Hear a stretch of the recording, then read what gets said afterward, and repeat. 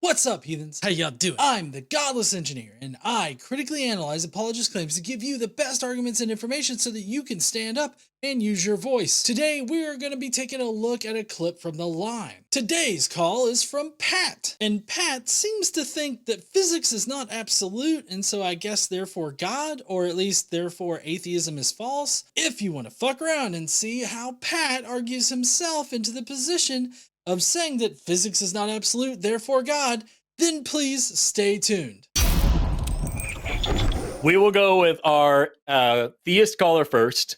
We've got Pat, pronouns he, him, calling in from oscillating hemorrhoids. What? That's who is a theist who says that physics is not absolute. That's a big claim. Pat, you're on the line with Forrest and John. How you doing today? Hey, I'm doing good. What's up? Not a whole lot, man. Hi. I just want to say a great show. Yeah, I just want to say oscillating hemorrhoids is probably the best way to describe Ohio. You know what I mean? Yeah, that is kind of true. It's a bad place. It's a bad place. So, Pat, you say physics isn't absolute. What do you mean by that? Because I can read that a few different ways. So, like, what are you actually talking about? So basically what I'm saying is, what I see physics as is it's a field of study, and when you have sort of the laws of physics, what I'm saying is they don't always apply. John, you're an engineer. What kind of engineering do you do again? Software and computer engineering. Okay, so you would have some physics training, but I don't know. It's not. You might have the same kind that I do. I just wanted to know if you were like a mechanical engineer, that'd be a totally different. You know what I mean? Yeah. No. Well, I mean, I started off being an electrical engineer, which means that you have to have at least up to physics 3. So, I mean, I'm pretty well versed in physics. You have more physics training than I do. Then, yeah, because I did like undergrad physics with trig, not calculus. I did like the basic stuff. So, yeah, okay, cool. So I'll defer to you for most of this. Then, would you say that physics don't always apply? I mean, I don't know what that means exactly. Like, are there things that we can't currently describe in physics? I mean, sure, but I mean, these are like, edge case sort of things. And physics has changed in the past. Like, with Newton, Newton developed calculus in order to be able to explain, like, the orbits of planets and stuff like that. Yeah. And so, like, it has changed. So, I mean, physics is a description of the reality that we perceive. And until, like, and typically math and science, it doesn't change until there's something that we can't explain. And then we have to generally change science and math in order to understand what we're newly perceiving. And so, I mean, I guess I don't know where the conversation is going with pointing out, whether or not physics can change or whether or not physics is an all-encompassing description of reality. That's a good clarifying question. Pat, what do you think? What are you talking about? Well, sort of what I'm saying, you talked about the sort of edge cases that physics can't explain. That's sort of what I'm getting into, is that I feel like, I'm not saying you guys personally, but a lot of skeptics or atheists will say that anything supernatural that would seem to defy the laws of physics could not happen purely for that reason. And they may say that anyone who believes they experience something like that it's a delusion. So what I'm kind of saying is, it's that. Oh, sorry. You go ahead, John. Well, I was just going to say that, I was just going to kind of, I guess, explain the secular perspective on that, which I can be a little verbose about that. So why don't you go ahead first there for us? I don't want to talk over you. I was going to just, no, you're fine. I was just going to clarify that I'm like, if someone calls and says that they've had an experience that seems to defy the laws of physics, my argument isn't going to be that definitely for sure they are delusional. I'm going to say that it is much more likely that they are delusional, by orders of magnitude more likely that they are delusional then that actually happened. We have yet to see definitively, clearly, in an actual, like, empirical way, we have yet to have any evidence whatsoever of anything ever that defies the laws of physics. So if you're going to say, actually, I know something that did defy the laws of physics, I'm going to be very skeptical of you. And I'm not saying that didn't happen. I'm saying that you being drugged, or you having a gas leak in your house, or you going crazy for a minute, or you having a bad dream that you didn't know was a dream, or you hallucinating, or you being the subject of an international multi-billion-dollar spy probe designed for the sole purpose of fucking you with you just to make you feel weird so that, Vladimir Putin could have a good laugh on a Sunday afternoon. All of that shit is much, much, much, much, much more likely than actually you saw something that defied the laws of physics. That's what my claim would be. Okay, so that's fair. Basically, what I would just say is, when I think there's so many stories that people have of, not necessarily that defies the laws of physics, maybe, but it points to a sort of a connection with the other side. I think. Sorry for interrupting. Whenever I hear some kind of miracle claim or some claim that something defies physics, I do think about what Forrest pointed out, you just being mistaken or you being delusional, something like that. But also I think about, well, what's the most likely explanation for this, right? If you look at the past as far as claims of things defying nature or things defying physics, you will see the proclivity of answers that we come to are natural.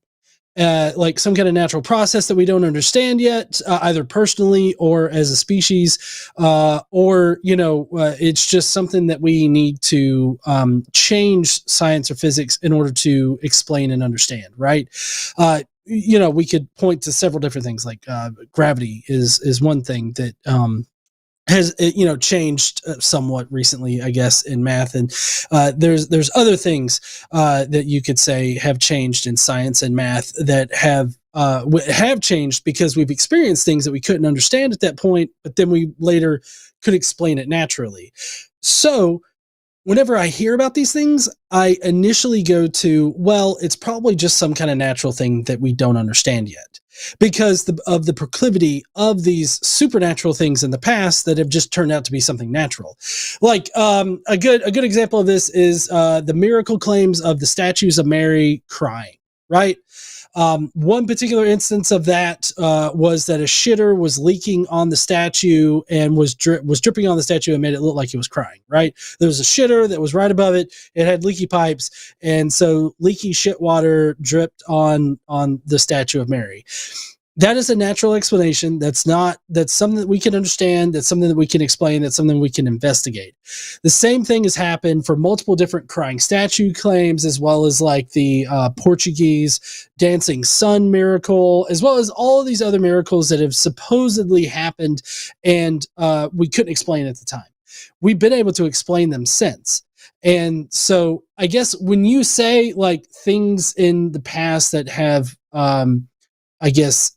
superseded nature or somehow broken the laws of nature, I would need specific instances for you to give me in order to understand whether or not you're just saying things that you've been told, or if this is something that you've really researched into and it actually does like break the natural order of reality. Like the ambiguous claims don't really help us out in these particular types of conversations, at least for me. Right.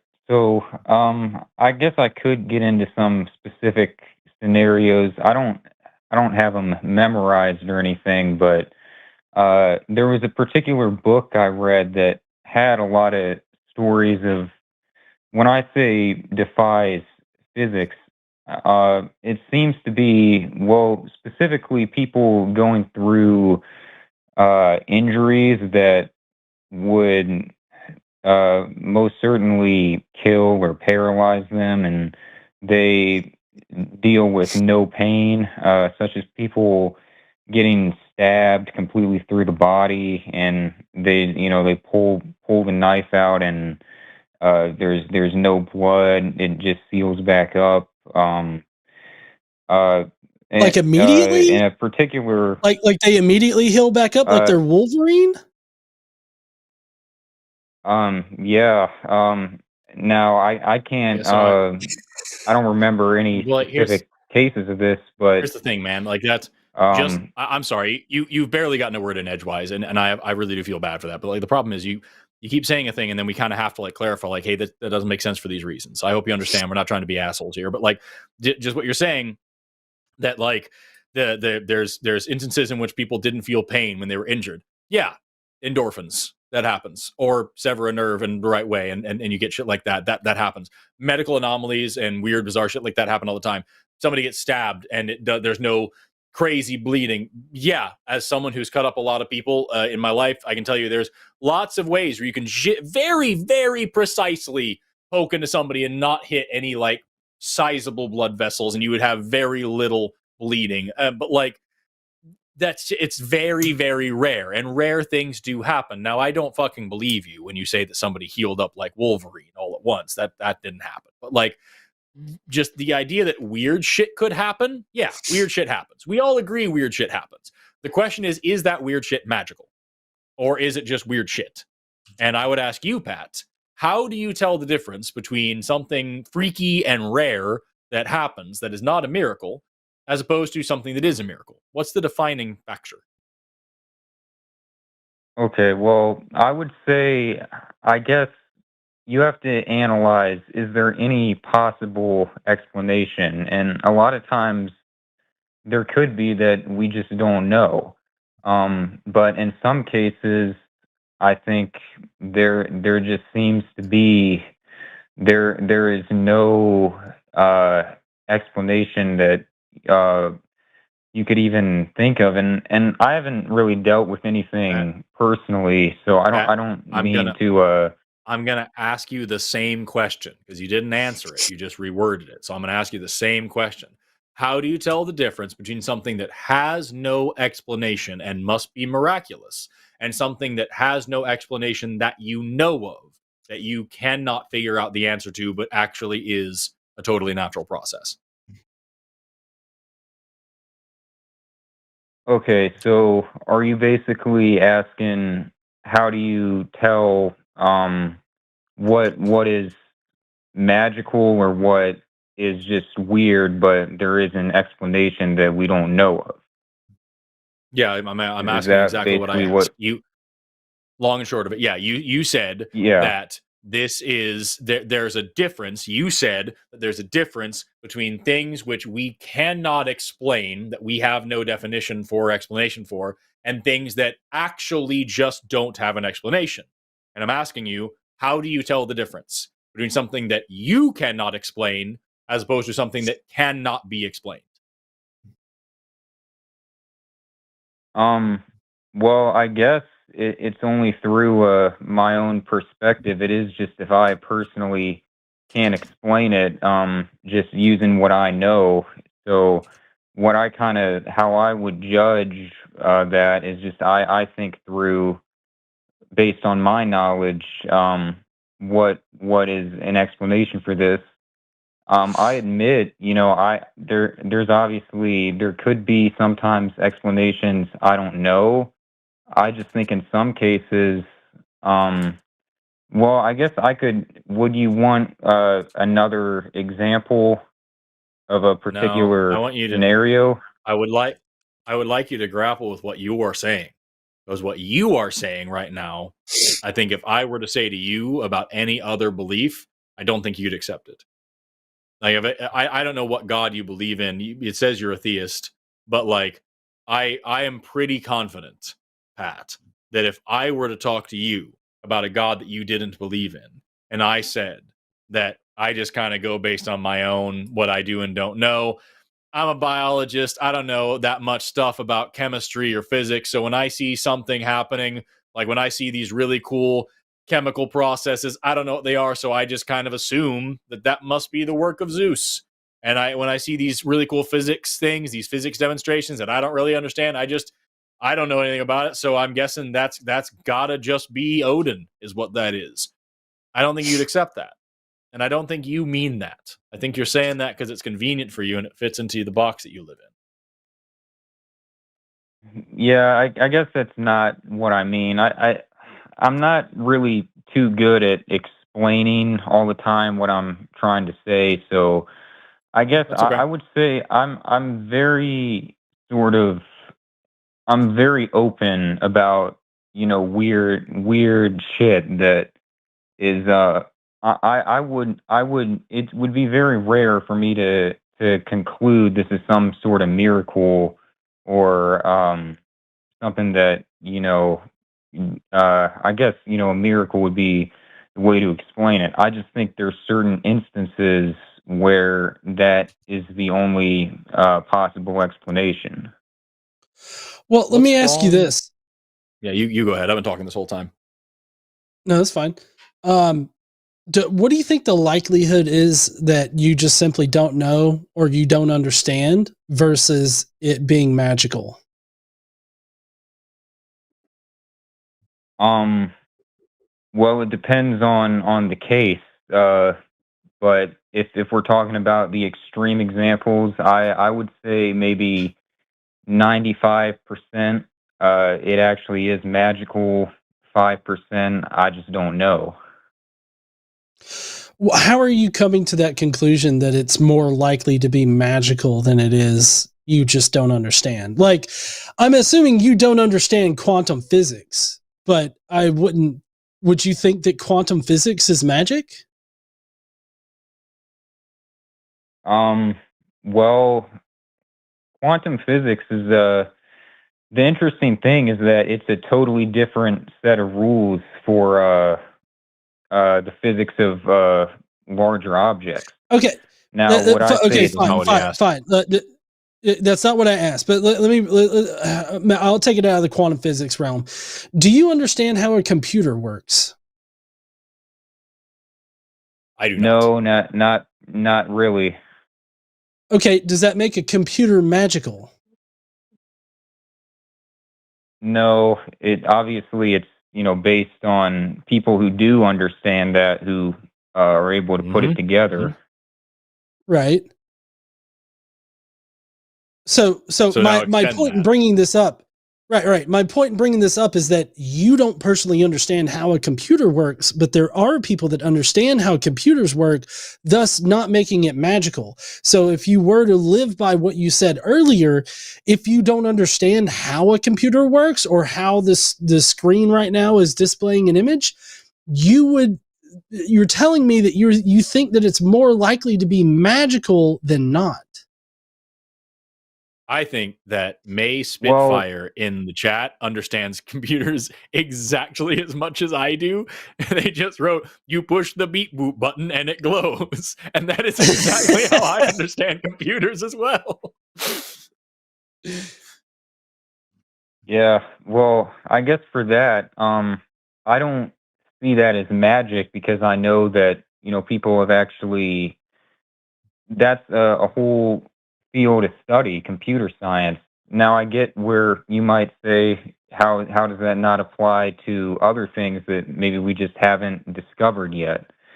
I think it's possible, but certain people, I guess to bring it back to a certain example of people sort of instantaneously healing, that is not a typical thing that happens.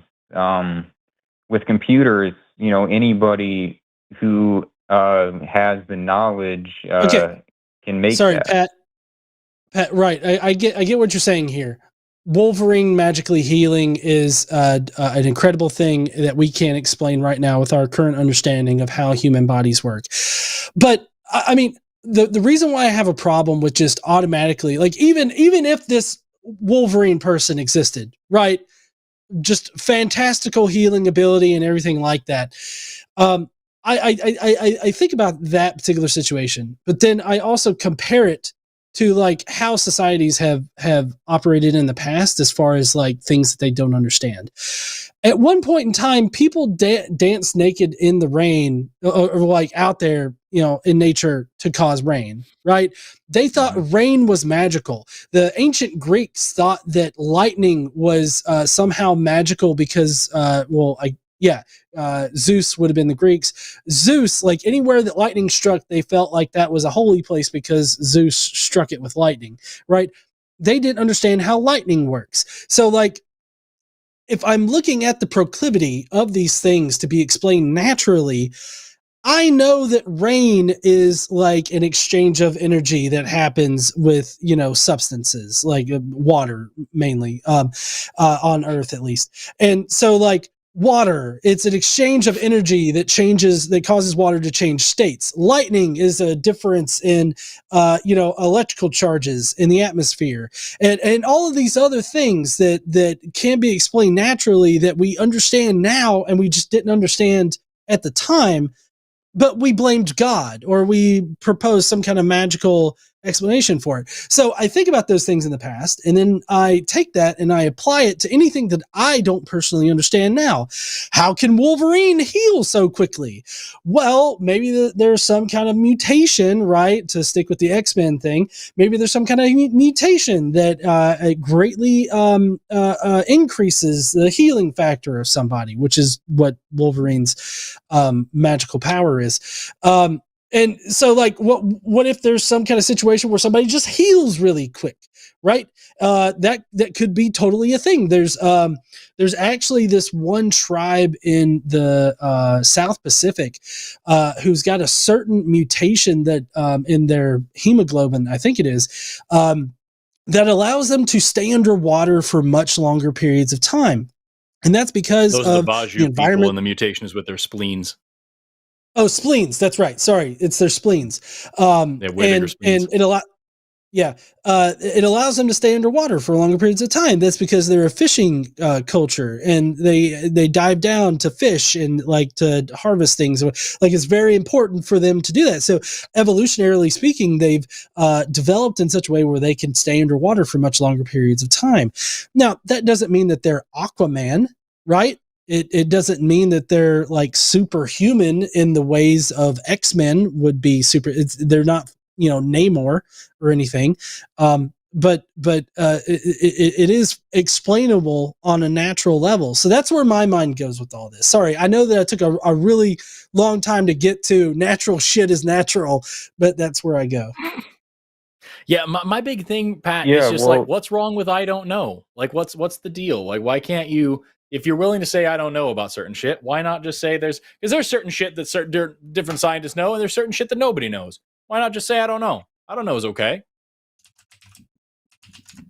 Yeah, well, I guess that's sort of what I'm saying. But when it comes to the natural stuff, I mean, yeah, I do accept that it is possible that if these people, and I haven't done extensive research into these particular cases, but assuming they are true, it is possible they just had some certain mutation or something. Now, I don't know if we could maybe take it to a sort of a different side of this of synchronicities, so-called sort of meaningful coincidences. I don't know if you guys would want to talk about how you feel about that. I don't know what that means. Point.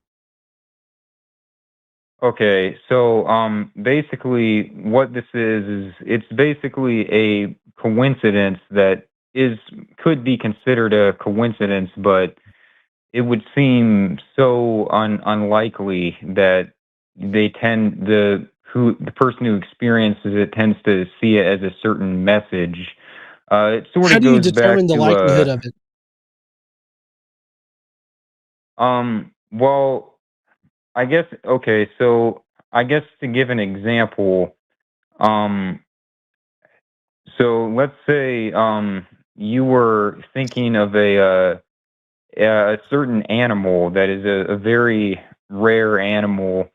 I know, Forrest, you mentioned you were a biologist, so I don't know if you is that more just with humans, or do you study like certain species of animals? I specialize in humans. Yeah, I've been my last 4 or 5 years of my training has been really focused on humans. Okay, well, let's just say, whether or not you're a biologist, that you just have an interest, someone has an interest in a certain species. They've been reading about a certain, let's say, a bird that is a very rare bird that is possible to exist and show up in their area, but it's very rare. And I Sure. guess maybe this is a bad example because, but let's just say it's very rare to see this particular bird, and uh, when they start researching it, they happen to see it all the time. Well, even though it's actually very rare to see. That So that stuff happens. maybe that's not a great example, Well, but yeah. So that's Yeah, let kind me of so what ask I'm you getting this. Let, into. let me ask you this. If I just, I'm getting close to the end of my car payment, right?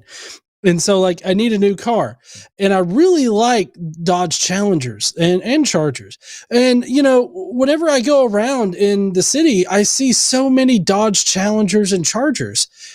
I guess that means that, it's not a coincidence that I'm seeing that these Challengers and Chargers, because I like those kinds of cars. There's no way that's a coincidence, and that it's somehow, I'm just noticing them more, right? It's got to be a sign from God that I need to buy a Challenger. I mean, I'm going to use that Yeah, later well, on my wife to allow me to do that. But I'm just saying, like, yeah. you're telling us, hey, what if coincidences weren't coincidences? But like, what if they Well, are? what I'm sort of getting into is you talked about how do you determine the likelihood of a coincidence. In that particular instance, that would be very likely because that's a very common car to see that around. Is it? I'm sort of just, I well, don't know, man. it's at least I don't know much about cars, but at least it's possible that you could see a certain type of car a lot. I guess I feel I like think this there's is a very certain general situations. experience that people have. Like people, see, think of something they like, or they notice something that they like, and then they just notice those things more often because they're looking for them. Like that's a perfectly natural explanation for it. It's not that there's more of a frequency of them happening for any particular transcendental reason. It's just that they're noticing them more. And so like the same thing could be said with, your fantastical bird or anything like that. I don't know what any of this has to do. Like you're talking about this being evidence of a God, right? Like that there are coincidences that aren't coincidences, and it's somehow God trying to communicate with us. Is that what we're getting to here? Seems like the I direction we're going. yeah, I guess what I would Okay, if say if is that's the direction that we're it going, is. yeah, but you're not really. So I asked about the likelihood, how you're determining it, and you're just giving me, oh, I just feel like it's like it's more likely not a coincidence. You're not actually giving me any kind of reason as to why it's not and why it points to God. Like I feel as if coincidence is much more likely than an all powerful being deciding to make mundane things coincidental. Like I feel like an all-powerful God that could directly message you would do that. Yeah, well, what I'm saying is what in one of these particular ideas is that it's not necessarily God, but it's family members or someone close to you who has passed away. The idea is their soul still exists, and they are uh, sort of watching you in life and sending you a coincidence as like a sign in a particular situation. And I I don't actually just read a know. book about that. Right, Pat. I don't know how any of that practically operates in reality. Like, I don't. I don't understand how a ghost can cause coincidences to happen like that in that particular way. I also don't believe that souls exist. And I get the feeling that Forrest doesn't either, that he doesn't believe that souls exist. So, I mean, you would need to actually provide proof that that a soul exists, but I feel like at the beginning of that, we need to define what a soul is. You were talking about just for funsies. You were talking a little while about like rare birds and how unlikely it would be to find. It just immediately made me think of this clip, which I'm now going to put in the chat. This is from the BBC back from 2009. It was a series called Last Chance to See, and I guess they were going around the world looking for rare endangered animals, and they were looking for this thing called a kakapo, which is a critically endangered parrot, which is this big, flat, flightless parrot called an owl-faced parrot. It looks all weird. And this TV show, looking for endangered animals, critically endangered. This thing is very, very, very rare. Not only did they find it, but it climbed up on the cameraman's head and tried to fuck him. It fucked the cameraman's head. So, like, you're talking about, like, what a coincidence. So is this God?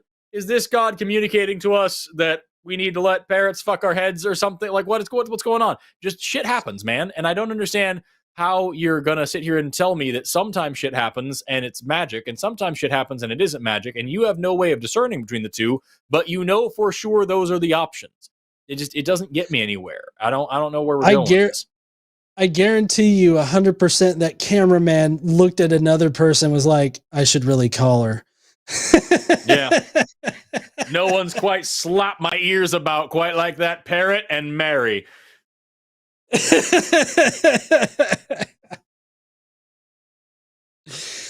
Yeah. So I guess John was talking about souls. So I guess if you guys want to keep going, would you rather go back into coincidences, or do you want to get into John was talking about how do you define a soul? Would you want to talk about how I feel about that? I'll be very honest with you, Pat, and I will leave it up to John. For me, we've been on the call for 30 minutes, and we really haven't gotten anywhere past the fact that coincidences exist. That doesn't tell us anything. And you have admitted that you don't have a really solid metric for determining what's just a coincidence and what's actually a miracle. And on top of that, we don't know that there is a guy that could make miracles. We don't know that miracles happen in the first place. We don't know if there's a God, how it causes the miracles. We don't know of anything super, like you're claiming that there is this thing called a miracle and that you know something about it, but you can't even identify what they are with any sort of reliability. So I'd be happy to talk to you about souls, but I don't think this is the call to do it. I think we've already been doing 30 minutes of this, and I think we should move on. But I'll leave it to John. If you agree, if you want to stay here, I'm happy to stay here. No, souls conversation is definitely a different conversation to have. That's a whole other thing. Yeah. So call us back sometime about souls, Pat, and we'd be happy to talk about that. But as for right now, I don't think we've learned too much, and I think we're ready to move on. All right. Well, yeah, I guess I probably would call back about that sometime, but thanks for taking the call. Was an interesting conversation. All right. Thank you, Pat. Take care. Bye. Bye, Pat. Can I share my favorite quote from that last call? I wrote it down. Rain is an exchange of energy that happens with substances like water mainly. Godless Engineer 2024. Well, I mean, I was just thinking about how there's other planets that actually have like different substances that form rain and everything. Oh, no, you were dead on. Nothing wrong with that. Put that shit on a t-shirt.